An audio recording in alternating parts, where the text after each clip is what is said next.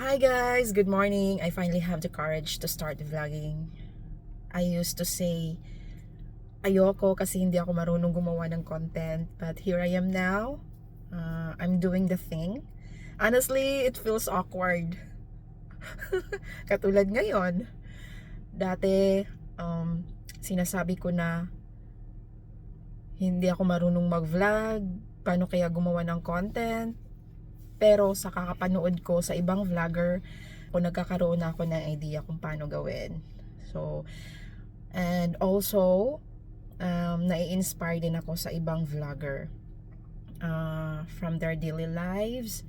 And then, yeah, sabi ko nga, ginagawa ko na siya ngayon because why not, diba? Siguro gusto ko din na i-share sa inyo yung experience namin as a family dito sa Canada, yung journey namin dito sa Canada.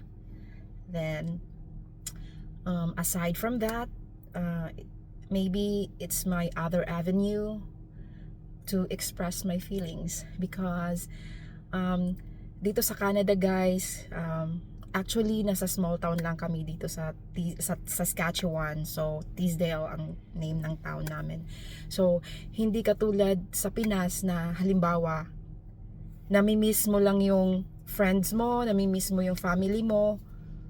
So gusto mo nang lumarga ka agad kasi gusto mo silang makita, tapos makikipagtsikahan ka sa kanila kung ano yung nangyayari sa'yo, kung ano yung nafe-feel mo. So dito hindi uso yung mga ngapit bahay ka. So yeah, siguro ito na din yung way. So sabi ko nga, it's my other avenue to express my feelings through vlogging. So I hope na sa pag-share namin or pag-share ko ng experience namin dito sa Canada, may mai-inspire kami. Hopefully na ma-inspire nga kayo. So yeah, I'm hoping and praying na you will support our vlog.